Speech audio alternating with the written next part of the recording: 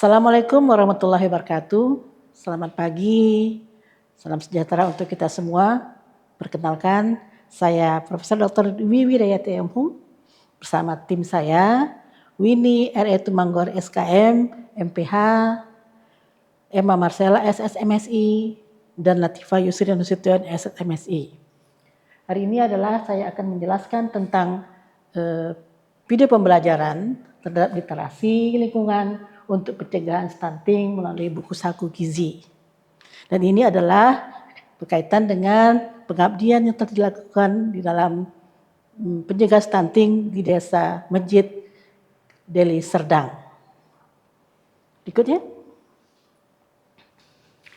Baik, masalah stunting ini adalah masalah yang cukup diketahui oleh semua orang, terutama di Indonesia saat ini, adalah bahwa Indonesia masih menghadapi persoalan stunting yang dipengaruhi oleh berbagai faktor kompleks yang saling berkaitan. Antara lain adalah kurangnya pengetahuan gizi oleh masyarakat, kemudian sanitasi lingkungan yang belum memadai, pola asuh, akses informasi kesehatan, rendahnya budaya literasi masyarakat.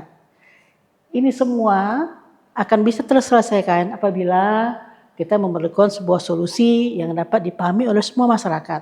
Antara lain adalah diperlukannya sebuah media edukasi yang sederhana, komunikatif, dan mudah dipahami oleh seluruh lapisan masyarakat. Berikut. Apa itu stunting?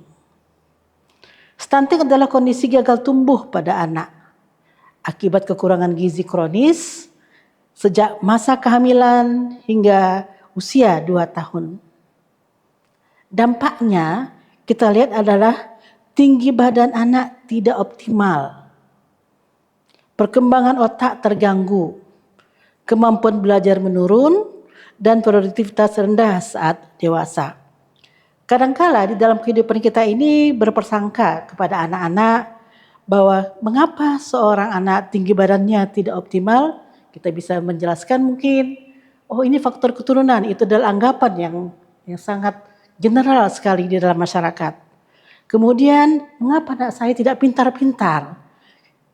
Itu adalah pengetahuan juga. Jadi persoalan-persoalan seperti itu harusnya adalah literasi, pemahaman-pemahaman terhadap seorang ibu atau orang tua terhadap perkembangan anak. Juga kemampuan belajar menurun, maka mengapa anak saya makin malas? Kita selalu mempersalahkan anak. Dan ini akan berdampak pada masa depan anak itu sendiri. Ketika sampai pada usia dewasa, kita akan melihat nanti bahwa produktivitas rendahnya saat untuk mereka menginjak usia dewasa. Lanjutnya. Nah, mengapa literasi itu penting bagi orang tua terutama? Literasi itu bukan sekadar kemampuan membaca. Jadi sebagian anggapan orang kalau literasi bisa membaca, itu namanya literasi. Tapi menurut UNESCO, literasi adalah kemampuan menyeluruh untuk meningkatkan kualitas hidup. Jadi ada sisi lain dari manfaat untuk literasi itu. Pertama, dengan literasi kita bisa mengakses informasi, memahami informasi, mengevaluasi informasi, menggunakan informasi, dan mengomunikasikan informasi. Yuk. Silakan Bu, lanjut.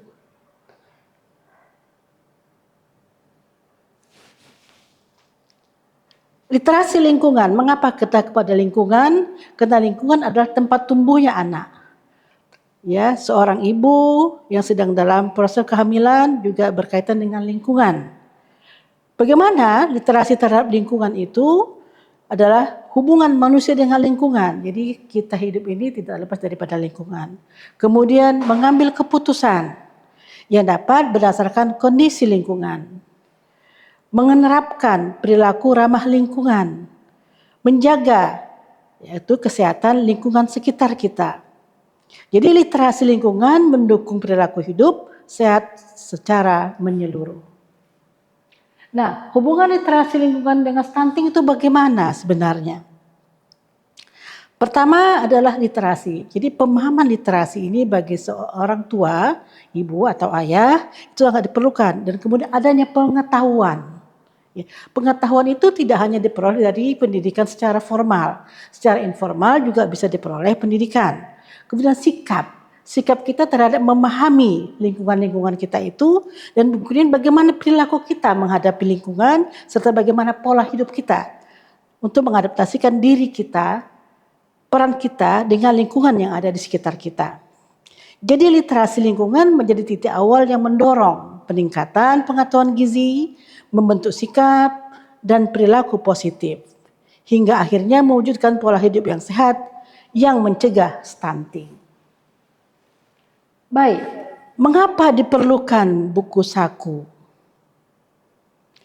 Buku saku adalah buku yang sangat kecil, yang mudah dibawa kemana saja. Jadi definisinya adalah buku saku itu praktis dan mudah dibawa, dimasukkan ke dompet atau dimasukkan ke dalam tas-tas kecil.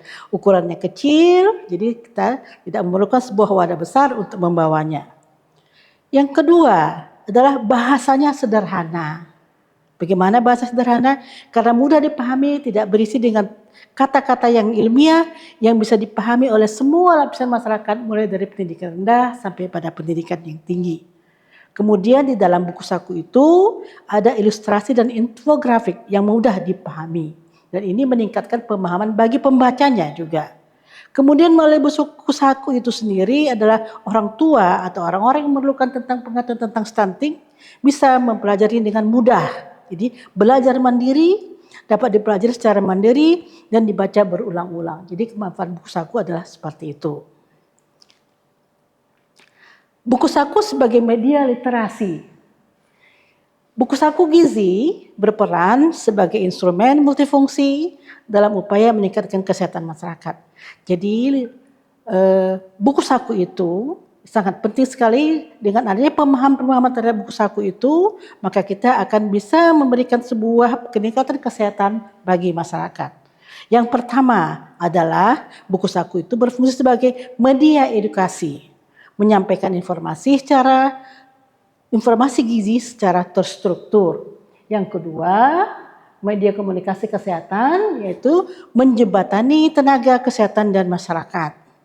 Yang ketiga adalah media peningkatan literasi, yaitu membangun budaya membaca di masyarakat. Jadi ini adalah menjadi bebas buta huruf, ya. Media perubahan perilaku, yaitu mendorong tindakan nyata menuju hidup sehat. Jadi dengan manfaat kita memahami literasi buku saku ini, maka kita akan memperoleh nanti kemanfaatan terhadap kesehatan kita karena kita sudah mengenal lingkungan kita.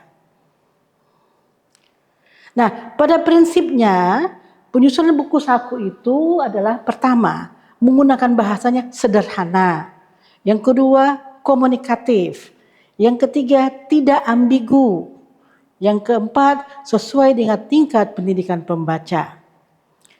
Yang kedua adalah isinya. Isinya berisi faktual, akurat, berbasis bukti ilmiah. Karena ini adalah berhubungan dengan kesehatan, maka referensi-referensi yang dirujuk dalam pembuatan buku saku ini sangatlah dapat dipertanggungjawabkan. Yang ketiga adalah visualnya. Jadi buku saku itu dibuat secara ilustratif, menarik, ya, warna-warnanya juga berwarna-warni, kemudian infografiknya sederhana. Nah, ada beberapa istilah ilmiah nanti akan didapatkan dalam buku saku. Pertama adalah istilah anemia. Kata anemia mungkin adalah istilah-istilah yang terlalu khusus, ya, tapi bagi masyarakat akan diberikan satu catatan-catatan sederhana terhadap apa itu anemia. Anemia adalah kurang darah. Jadi kalau ada perkataan anemia, kita dapat memahami sebagai istilah kurang darah. Yaitu adalah kondisi ketika tubuh kekurangan sel darah merah sehingga mudah lelah. Yang kedua, stunting. Apa itu stunting? Yaitu anak pendek karena kurang gizi sejak dini. Kemudian artinya apa? Pertumbuhan anak terhambat akibat kekurangan gizi dalam waktu lama. Ada lagi ini istilah malnutrisi. Istilah lainnya adalah kurang gizi, yaitu tubuh tidak mendapatkan gizi yang cukup atau seimbang. Yang keempat adalah gizi. Gizi itu adalah zat makanan. Ini adalah istilah yang populer sekali, ya. Dia tanpa ada penjelasannya juga Anda semua pasti sudah tahu gizi itu apa. Nah, gizi itu adalah kandungan dalam makanan yang dibutuhkan tubuh agar menjadi sehat. Kemudian gizi seimbang. Apa itu gizi seimbang? Yaitu makanan dengan gizi lengkap. Makanan beragam makanan sesuai dengan kebutuhan tubuh. Ya. Kemudian adalah protein. Nah, protein ini sering kita dengar istilahnya. Protein itu apa? Protein adalah zat perkembangan tubuh. Itu berguna untuk membangun tubuh kita. Di sini fungsinya adalah membantu pertumbuhan dan memperbaiki jaringan tubuh. Yang berikutnya adalah karbohidrat. Karbohidrat itu adalah makanan sumber tenaga seperti nasi, ubi, jagung, itu termasuk jenis karbohidrat. Dan ini adalah memberikan energi untuk beraktivitas. Kemudian ada lagi istilah vitamin dicatatkan di dalam buku saku, yaitu vitamin adalah zat pelindung tubuh, membantu tubuh tetap sehat dan tidak mudah sakit. Kemudian ada istilah mineral, yaitu zat penting bagi tubuh, membantu pertumbuhan tulang, darah, dan organ tubuh. Ada lagi istilah imunitas, yaitu daya tahan tubuh. Ini bermaksud adalah maknanya adanya kemampuan tubuh untuk melawan penyakit. Jadi kalau ada imunitas ini berarti kita bisa melawan penyakit-penyakit yang akan datang kepada tubuh kita. Ada lagi istilah sanitasi. Apa itu sanitasi? Yaitu kebersihan lingkungan. Itu menjaga lingkungan agar tidak menjadi sumber penyakit. Ada lagi higiene, yaitu kebersihan diri. Kebersihan yaitu kebiasaan kita menjaga kesehatan atau kebersihan tubuh kita. Kemudian ada lingkungan. Apa dimaksud dengan lingkungan dalam buku saku ini adalah keadaan yang ada di sekitar kita. Yaitu tempat kita tinggal dan beraktivitas. Jadi lingkungan tempat kita harus kita kenal. Harus bersih sehingga akan menjadikan dukungan terhadap kesehatan kita. Nah, istilah kesehatan itu sendiri adalah kesehatan dalam keadaan tubuh kita tetap sehat walafiat. Tubuh kita tetap bugar. Yaitu tubuh, bukan hanya tubuh bagian badan kita ini saja, termasuk pikiran, kehidupan yang bebas dari segala macam penyakit. Dan pencegahan artinya adalah mencegah sebelum terjadi, yaitu upaya agar penyakit tidak muncul.